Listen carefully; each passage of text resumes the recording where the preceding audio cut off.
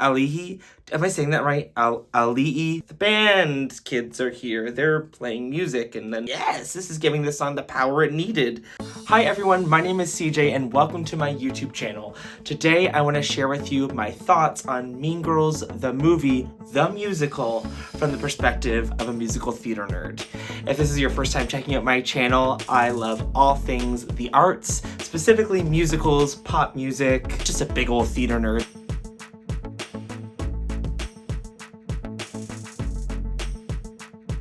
If you're into that stuff, make sure to hit subscribe and like this video if you are a Mean Girls fan like me. Okay, let's get into it. I am on my way to see Mean Girls, the musical movie. Let it be known that I am aware that it is a musical, and I have been telling the world because they're trying to hide it.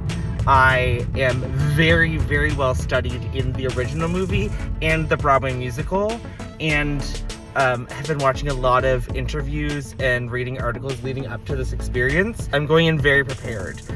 So I just want to preface this by saying the stakes are high. First of all, I thought overall the movie was fun, fairly lighthearted, and it had some really fun surprises. If you are a fan of both the original movie and the Broadway musical like me, it wasn't just the same old, definitely lots of familiar elements and then also some sort of curveballs, which definitely made it fresh, especially if you're a fan of the original movie. There was a surprise I certainly wasn't expecting. I found it was about a 50-50 mix of inspiration from both iterations. Now, before I get too far into this, I do want to say that these are a lot of my opinions. I know it's hard to make everybody happy. We have a lot of people to please, several generations to please, so Tina Fey and co, I understand they had a big job cut out for them, so I by no means mean to be especially harsh, but I do have opinions, and I want to share them. I felt the integration of the band was kind of cool, with the band kids in the tree, and then in I'd Rather Be Me, they were playing in the cafeteria, and that was something that felt like a fresh take, but I also feel like perhaps it was a way to try to convince or explain or justify to non-musical theater fans why there's music in the movie. So it's like the band kids are here, they're playing music, and then we're all just singing along to it. To me, it felt maybe like that was the reasoning. I did feel like some of the line changes were a little bit safe, meaning they tried to be super safe with it and tried to take out any room for controversy or discourse on, you know, should use this word, shouldn't use that term. These are real people, and they're not, you know, all gonna be 100% politically correct always. I felt like they really thought really hard about how do we not piss anybody off. Well, you pissed me off because you made a lot of changes, okay? Also, why didn't Aaron sing at all? Like in the original musical or in the Broadway musical, he doesn't sing a lot. So even if this Chris guy actor isn't a strong singer, I mean, I'm sure he could have squeaked out a few lines just to at least have him sing in a musical movie. Didn't get it. I really liked the moment with Gretchen and the music box in Regina's walk-in closet. I felt like it was a really cool way to stage that song, and having the shot of her with the mirror and singing to herself in the mirror. I thought it was really creative and a super cinematic way to do it, because on the stage it wouldn't have had the same effect because we can't see the shot of her face looking back through the mirror. The one question I have about it is, why is she apparently Latina? She talks about her abuelita. Isn't Gretchen Jewish? And also BB Wood is definitely not Latina with that face and a name like BB Wood. It just felt like a really random thing to throw in. But in general, that scene was cute, and with Katie in the background trying to escape, that was really funny, like downplayed humor. In terms of the music in general, I found the arrangements empty. I found the music overall a lot less catchy than the original Broadway cast recording. It felt like it was missing a lot of oomph, some bass, specifically in Sexy. I don't know, the music started and stopped.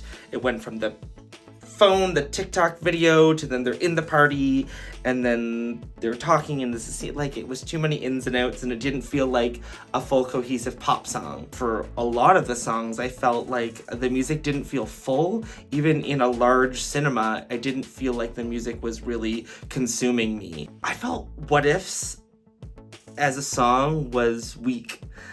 I don't even really remember what it sounds like at all, to be honest. I felt like it did no more for the story than It Roars would have. I feel like It Roars has a lot more of a catchiness to it. So if you're gonna switch out that song, make it a banger, you know what I'm saying? Stupid with Love, where was the Afro beats? I felt like that song was really missing its own identity. One thing that I love so much about the Broadway musical is each character's music for the songs that they sing lead in and that move their character story forward has this very specific sound. Damien's songs in the musical, which were completely nixed from the movie, what the heck? They sound a lot more jazzy and classic musical theater. When you talk and you talk till you can't get calm, it keeps coming out like word vomit. Stop! Eat a cracker and stop. It Roars and Stupid with Love have this sort of African rhythm, and it really identifies her and sort of calls back to her past and her history. So we have a deeper understanding of her character. And I really missed Meet the Plastics. I really don't understand why they cut that song. I can get down with, cutting Stop. I can get down with cutting It Roars even. But Meet the Plastics just feels very integral to the story, the show, and I felt like Gretchen and Karen didn't get the introduction they deserved. So that's a big miss for me. I think it would have been a really, really fun production number. Speaking of fun production numbers, I do not like the aesthetic direction of Revenge Party. To me, it felt disjointed from the rest of the show. It felt kind of like a ripoff of a Taylor Lovers era music video.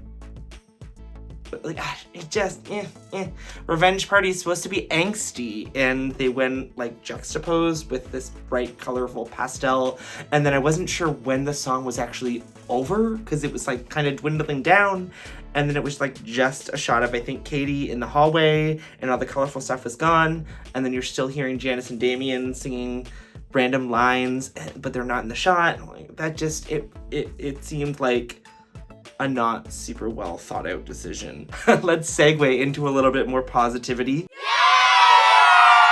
World Burn, loved it. The lighting, I loved how Regina looked and sounded.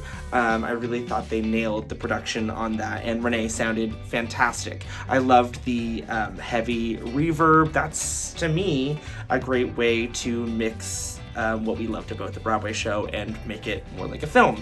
I'd Rather Be Me, fantastic. Also, no notes. Ali'i, am I saying that right? Ali'i, I've never known how to say it.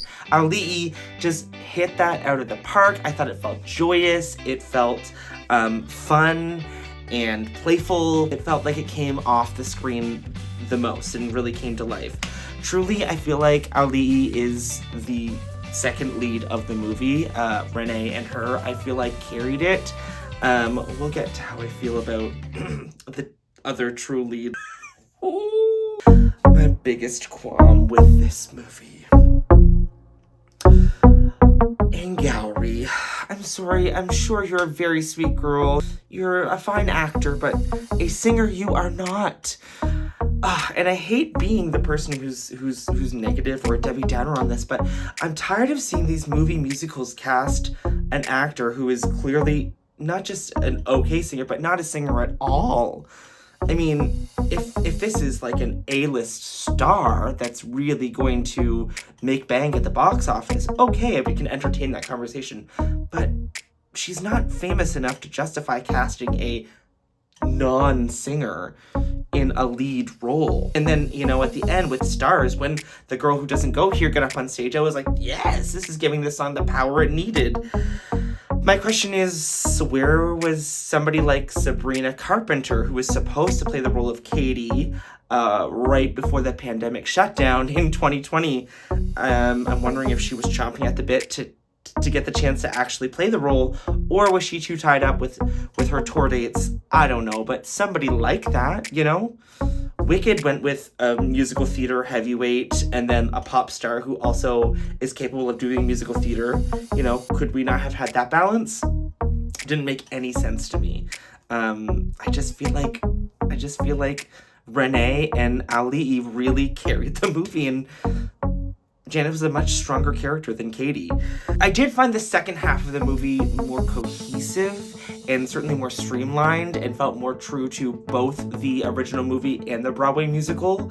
It seemed almost as though maybe in the filming process they found their footing later on, although I know that's not how you make a movie. You don't make it in order of how it goes. What? Shocking. But I did find, for me at least, I felt I caught my stride as a fan, and I felt that the characters and the songs and the scenes felt more familiar, more satisfying, like they weren't trying to reinvent the wheel so much on the second half of it. I wanted to say that these are my opinions. I clearly am a musical theater freak, so I was coming in with the bias of wanting the larger audience to fall in love with the music and the thing about the Broadway musical that I loved. I think it leaned a little bit more toward trying to placate the really young TikTok audience.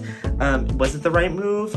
I'm not sure. I mean, at the end of the day, I guess in Hollywood it's all about making the most money. So we'll see if they really made the right choices. I hope I didn't come off too negatively, but this production, this musical, this movie, this entity is sacred to me, okay?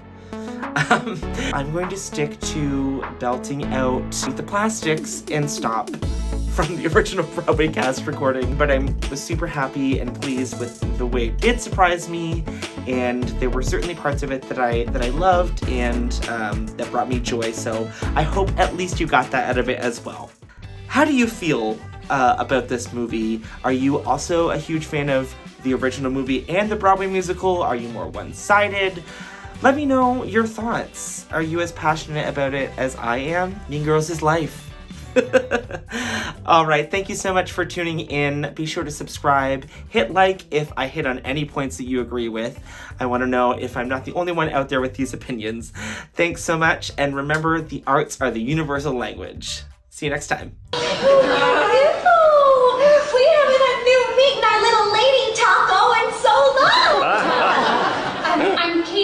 I just moved here. From Africa. Welcome to America.